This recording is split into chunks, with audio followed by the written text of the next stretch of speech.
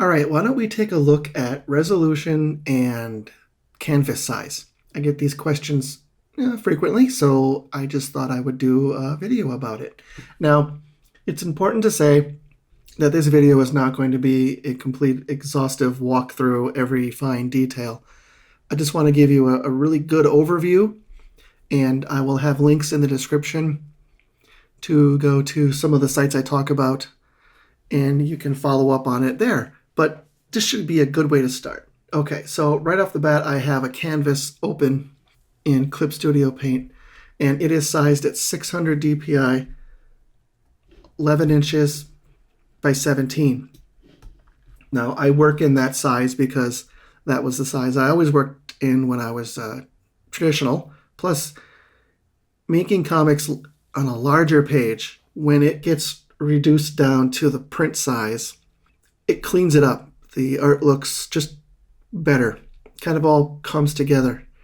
I would never recommend doing your book at print size. So if you're going to do a standard comic book size of, like, say 6.88 by 10.5, I wouldn't create your canvas at that size. I would make it about 11 by 17, somewhere in there. Something that's proportional, that is easy to scale down to. Because it's a whole lot easier to go from 600 dpi and scale down to a print size than it would be to try to scale up for something.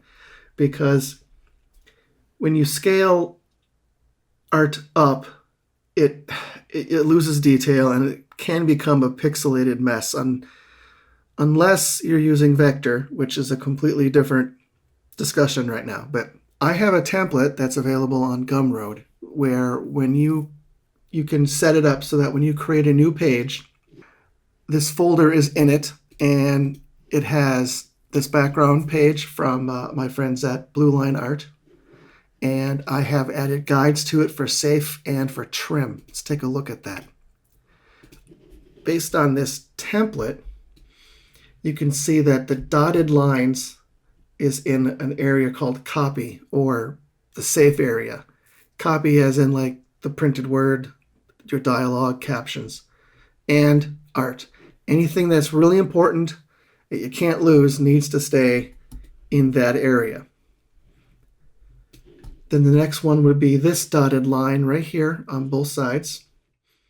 That is typically where the page will be trimmed off. So if you do art, if you want to do, say, a bleed, where the bleed is where the print appears to go right off the edge of the page. Well, what happens is it's printed to a certain point, and then that area is trimmed off. That's kind of what this is. So this is the backbone of the page. This is how I start, so I know where everything can go, and I'm not going to have a word balloon right on the edge over here, which will get cut off if I have bleed or when it gets trimmed. Okay, so you're finished with your book, and all your pages are done, and you've drawn and created them in a slightly larger size than the finished product. Then you can export. What I do is I usually export to single page, and I go TIFF. This is important because when you're exporting for print, a TIFF in CMYK is absolutely a necessity. You need that. And when you get to this dialog box, what you're going to want to do is make sure your text is clicked. And in here, you could change the ratio of your page when you're exporting it. Let's try 60. That might be, well, it's getting there. See?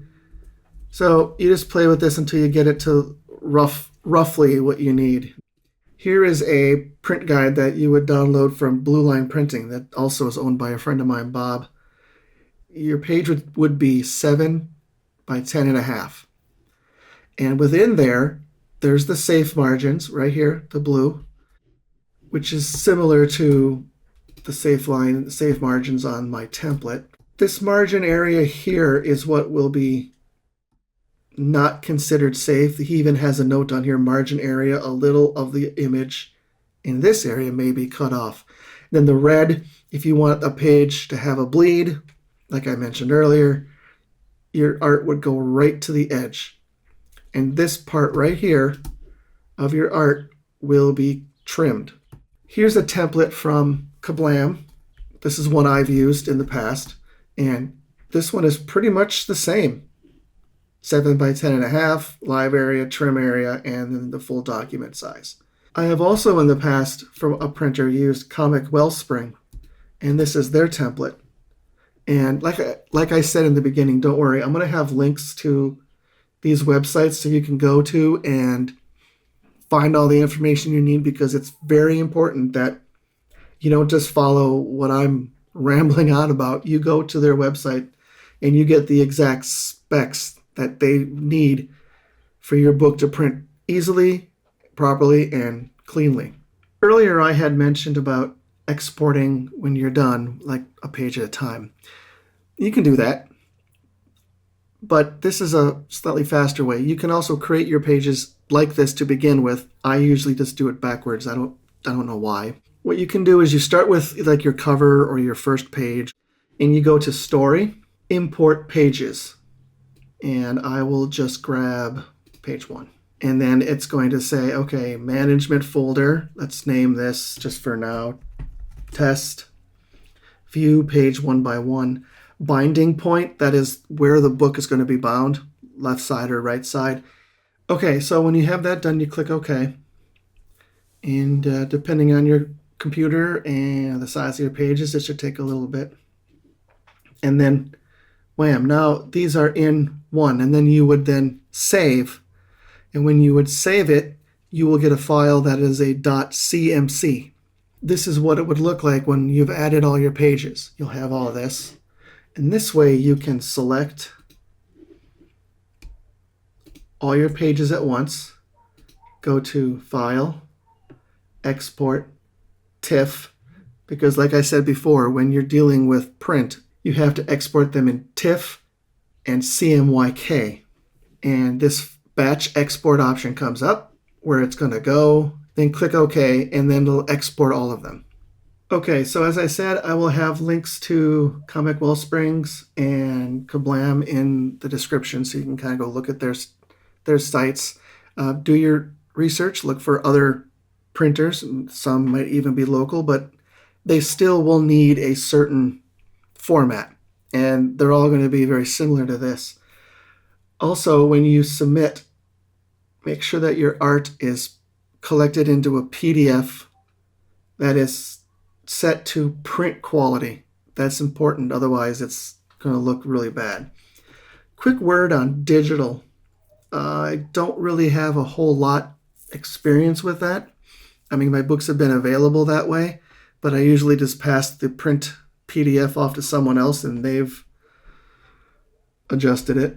But I do know that your standard size is a 72 dpi, which is perfect for viewing on monitors and screens.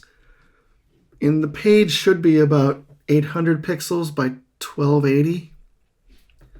A good place to start, you can search, is websites like Drive-Thru Comics, Global Comics, Webtoons. I know many of you have heard of that. Speaking of Global Comics, I guess they've also entered into a partnership with Comix Wellsprings, which is a printer. I think they also offer that you can get your book up there and get printed and have it available for sale. Check into that. But the important thing is that there's so many options that don't just limit yourself. Now, some of the more popular formats for digital are CBR, which is, I think, Comic Book RAR, and CBZ, which is Comic Book Zip. I know for ebooks, you can use a PDF or a fixed layout in an EPUB. There's software that can help you export and change that like a PDF into an EPUB. There's also a format called MOBI, M-O-B-I. If I'm mispronouncing that, I'm sorry.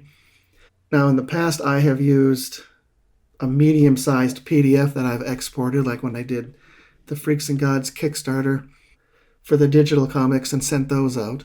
But with websites like Drive-Thru, Global, Amazon Kindle, and other sites, they have specific size requirements. So you definitely do your research on that. Okay, so that is pretty much an overview of resolution and size.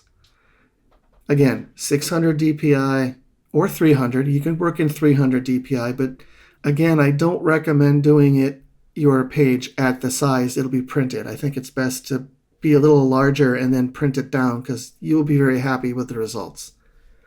Same thing with digital too. I mean, I wouldn't create art at 800 pixels by 1280. I would be a little bigger than that. So again, your art is shrunk down. Okay, and if you have any questions, I'll do my best to answer them. I would really appreciate it if you would subscribe and hit like. Maybe even share the video. Maybe you know someone who's looking for little added information, and maybe this is just that little information that you needed. All right, well, thanks very much, and I'll catch you in the next video. Open up. Let's go. Open, open. Wakey, wakey, eggs and bakey. There we go.